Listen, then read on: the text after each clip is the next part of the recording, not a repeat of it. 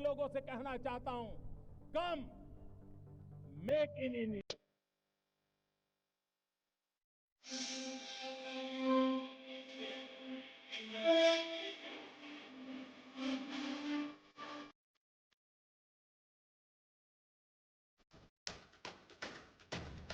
Rail मंत्री अश्विनी वैष्णव ने शुक्रवार को राज्यसभा को बताया कि सिग्नलिंग सर्किट परिवर्तन में चूक के कारण गलत सिग्नल दिया गया और इसी वजह से 2 जून को ओडिशा के बालासोर जिले में दुखद ट्रिपल ट्रेन दुर्घटना हुई।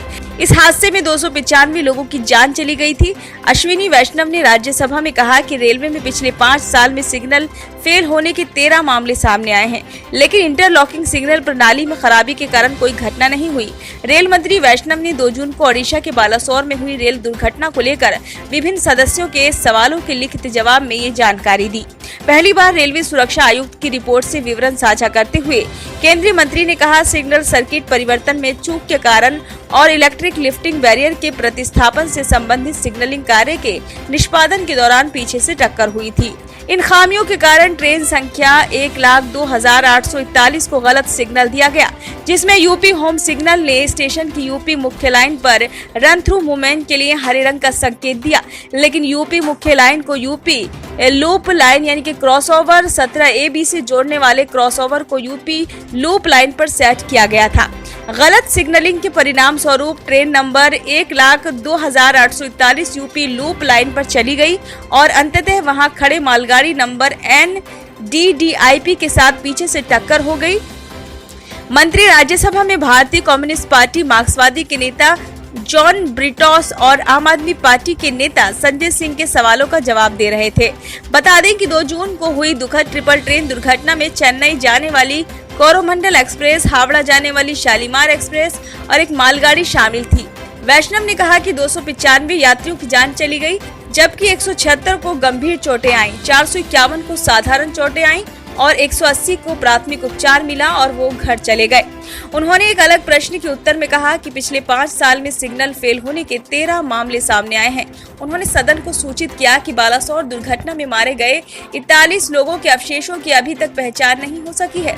उन्होंने कहा कि अज्ञात यात्रियों के शव एम्स भुवनेश्वर में चिकित्सकीय रूप से निर्धारित तरीके से रखे गए हैं और CFSL नई दिल्ली में विश्लेषण के लिए उनके DNA नमूने लिए गए हैं। विभागीय जांच समिति और रेलवे सुरक्षा आयुक्त दुर्घटना के कारणों की जांच करने वाली मुख्य एजेंसियां हैं। वैष्णव ने सदन को ये भी बताया कि 16 जुलाई तक प्रत्येक मृतक के परिजनों को 10-10 लाख रुपए, गंभीर रूप से घायलों को 2-2 लाख रुपए और मामूली चोट के लिए प्रत्येक यात्री को 50,000 रुपए की अनुग्रह राशि के रूप में 29.49 करोड़ रुपए का भुगतान किया गया है। उन्होंने कहा कि 13 जुलाई तक रेलवे दावा न्यायाधिकरण की विभिन्न पीठों में 258 दावे प्राप्त हुए हैं, जिनमें से 51 दावों का निपटारा कर दिया गया है। मंत्री ने एक सवाल के जवाब में कहा कि पिछले 5 साल में इंटरलॉकिंग सिग्नल प्रणाली में खराबी के कारण कोई घटना नहीं हुई है। किसी भी विशेषज्ञ ने रेलवे की इंटरलॉकिंग सिग्नल प्रणाली में कोई खामी नहीं बताई है। राज्यसभा को यह भी बताया गया कि स्वचालित ट्रेन सुरक्षा प्रणाली कवच अब तक दक्षिण मध्य रेलवे में 1,465 रूट किलोमीटर और 121 लोकोमोटिव यानी कि इलेक्ट्रिक मल्टीपल यूनिट के रैक सहित पर तैनात की गई है। दिल्ली मुंबई और दिल्ली हावड़ा कॉरिडोर लगभग 3,000 रूट किलोमीटर के लिए कवच टेंडर दिए गए हैं और इन मार्गों पर काम जारी है। उन्होंने कहा कि भारतीय रेलवे अन्य 6,000 किलोमीटर के लिए विस्तृत परियोजना रिपोर्ट और विस्तृत अनुमान तैयार कर रहा है।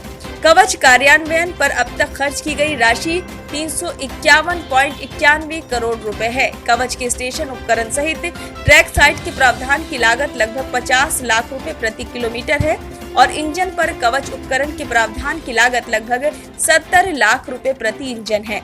उन्होंने कहा कि कवच की क्षमता बढ़ाने और कार्यान्वयन को बढ़ाने के लिए और अधिक वेंडर्स को विकसित करने के प्रयास किए जा रहे हैं।